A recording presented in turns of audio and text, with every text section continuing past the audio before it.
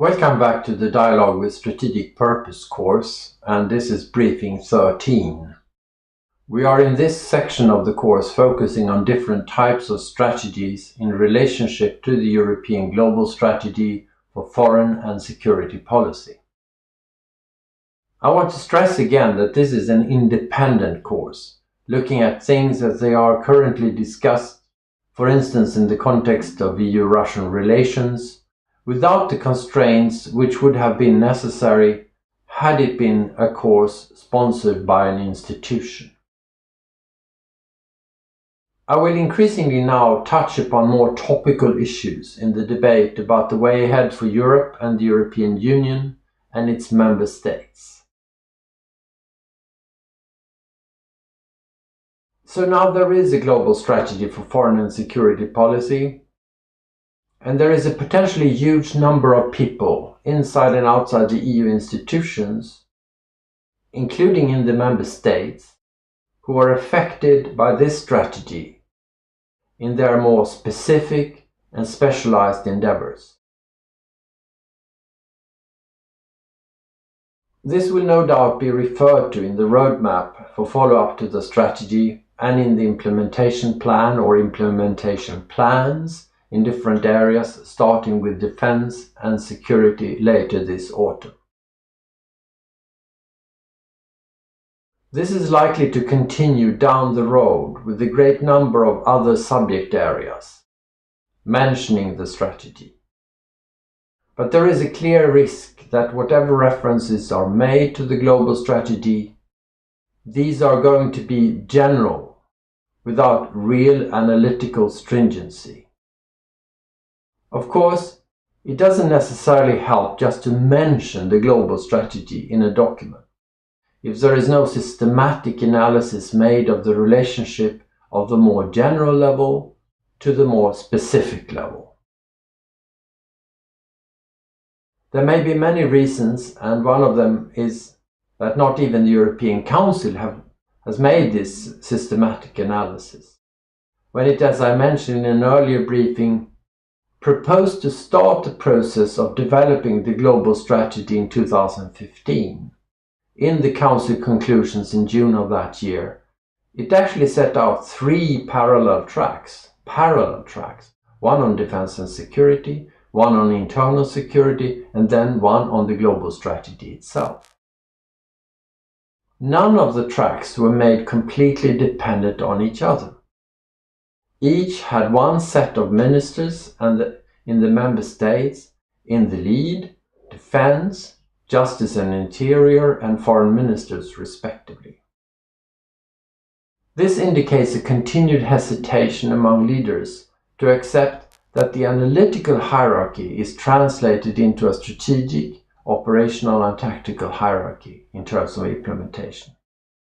So we are most likely to see a great number of sub-strategic endeavors in areas such as development, defense and security, enlargement and neighborhood, energy, climate, etc., which make a reference to the existence of the global strategy, but do not necessarily link up to the strategy analytically.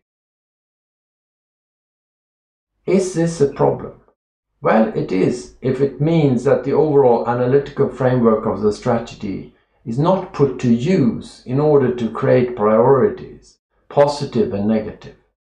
Such a development would keep the European citizens in the dark about the overall continuity and purpose of EU foreign and security policy, and indeed about the overall purpose of the European Union in areas of relevance to security and external action. Already when one goes down one step and looks at the analytical structure of the internal security strategy of the European Union from 2010, there is much more clarity within the enumeration of priorities on the highest level, followed up with a list of items on the operational level.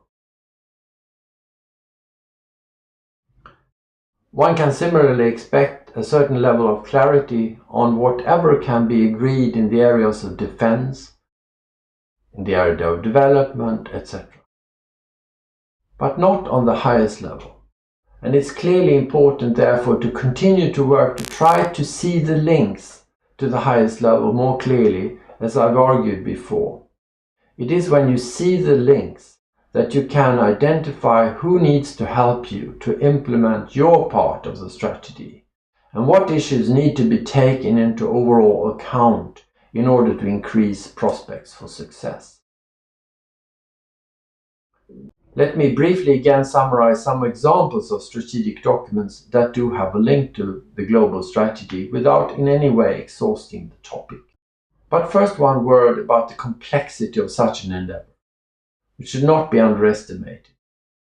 Let me take one single example to illustrate some of the difficulties that one can meet when trying to revising documents.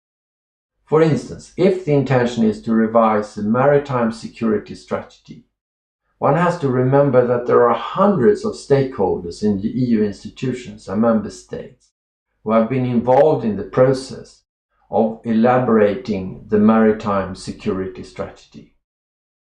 Most of the expertise resides inside the European institutions and in the European Commission, and the work has been developed in close cooperation with the private sector and with external partners, and then operationalized in specific contexts, such as in the case of the counter-piracy operations in the Adriatic Sea, in maritime surveillance of rescue operations related to irregular migration in the Mediterranean. So each such effort would most likely require significant resources. And the fact that the High Representative has announced a package on defense before the end of the year is probably due to the fact that this enjoys considerable support from the President of the European Commission and from key member states. An across-the-board revision of all policies at the same time is not likely to happen, therefore. There will also be questions of timing, for instance, depending on what happens in the American elections, what happens with the implementation of Brexit, in the relationship with Russia, the issue of Syria, or in the delicate relationship to Turkey, to mention just another few examples. So, as I said, there is a huge number of documents already existing which contain strategic elements. There are explicit security strategy documents, including the European Security Strategy from 2003, with a review of implementation in 2008. There are strategic documents about the comprehensive approach. There are strategic elements in the Lisbon Treaty, in particular Article 21. There are important links to the internal security strategy of the Union and the notion of a security union. There are a large number of documents in the CSDP context, including headline goal documents. There is a counter-terrorism strategy from 2005. There is a non-proliferation strategy from 2003. There is a maritime security strategy, as I just mentioned. There is a cyber security strategy. There are documents on climate action, on energy security, even on conflict diamonds. There are geographic strategies ranging from the Arctic to the European neighborhood. There is a review of the European neighborhood policy. There are Mediterranean policies. There are strategies relating to the European partnership area to the east of the Union. There are strategies on Iraq and Syria, on Sahel. There are documents on policy coherence for development in the community context. There are sub-regional strategies for Central Asia and other regions. There is even a strategy on citizen security in Central America and the Caribbean.